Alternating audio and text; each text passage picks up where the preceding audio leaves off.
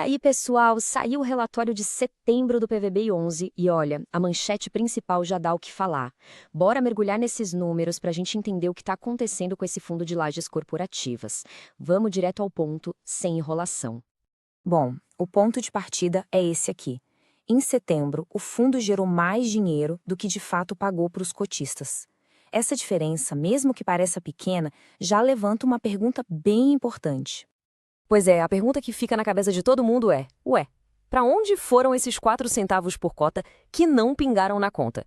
É exatamente isso que a gente vai descobrir agora. Para a gente não se perder, eu organizei nossa análise em 6 pontos, beleza? A gente vai ver a foto financeira do mês, dar uma espiada no portfólio, analisar o lado bom e o lado que preocupa, entender o plano da gestão e, no fim, fechar com o recado principal. Então vamos lá. Começando pela parte financeira. O que os números brutos de setembro contam para a gente sobre a saúde do fundo nesse mês? E tá aqui a resposta para nossa primeira pergunta. Aqueles 4 centavos não sumiram não, eles foram direto para a reserva de caixa do fundo. Com isso, o fundo agora tem um colchão de segurança de 23 centavos por cota guardado. Um dinheirinho para aguentar o tranco em períodos mais desafiadores. Ok, já entendemos os resultados. Agora vamos dar um passo para trás e olhar o portfólio em si. Ou seja, qual é o valor real dos imóveis do fundo e como é que o mercado está olhando para esse valor. O relatório aponta que o valor patrimonial da cota, que é basicamente o valor de tijolo de cada cota se todos os ativos fossem vendidos hoje, é de R$ 107,78. Só que, em contrapartida, lá na Bolsa de Valores, a cota estava sendo negociada na casa dos R$ 78. Isso mostra um desconto de quase 28% em relação ao valor patrimonial.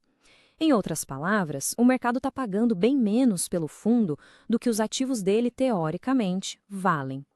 E o mais curioso é que esse desconto existe mesmo com o portfólio sendo composto só por filé mignon, sabe?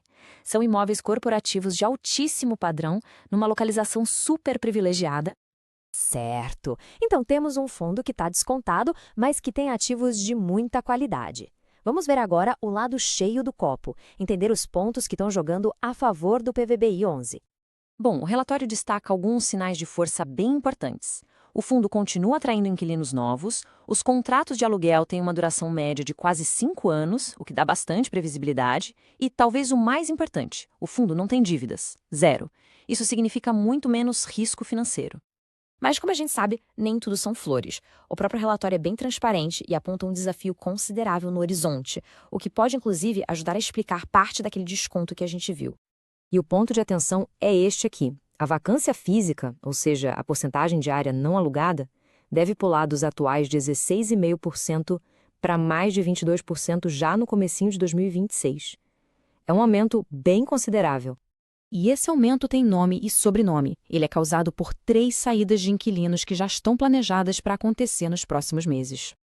Diante desse cenário de aumento da vacância, a pergunta de $1 milhão é: qual é a estratégia da gestão para lidar com isso? Para combater essa vacância, a gestão mostra que não está parada. Eles apresentaram um funil de negociações que já estão bem avançadas. A gente está falando de mais de 8.400 metros quadrados que já estão ali na boca do gol para serem alugados. A estratégia para atrair essa gente nova se baseia em 3 pilares. Primeiro, velocidade, oferecendo espaços já prontos para uso. Segundo, flexibilidade, customizando as áreas conforme a necessidade.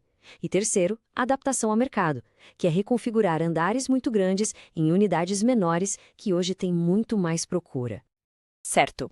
Juntando todas as peças do quebra-cabeça, qual é a conclusão principal? O que o investidor deve levar dessa análise toda? Para mim, o ponto central é exatamente este contraste. De um lado, a gente tem um portfólio de altíssima qualidade, financeiramente super sólido, sem dívidas. Do outro, um desafio claro, um vento contrário, que é essa vacância crescendo em um mercado de escritórios que está em plena transformação. Essa frase resume perfeitamente a situação. É um portfólio premium que está precisando navegar pelos ventos cruzados de um mercado que está mudando muito rápido. No final das contas, a situação do PVBI11 nos deixa com uma pergunta muito maior que vale para o setor inteiro. Como é que esses edifícios de alto padrão vão se adaptar para prosperar nesse futuro do trabalho? Agora eu quero saber a sua opinião. O que você achou desses resultados? Acredita na estratégia da gestão? Deixa aqui nos comentários, vamos trocar uma ideia. E se você gosta de análises diretas ao ponto como esta, não se esquece de se inscrever no canal. Até a próxima!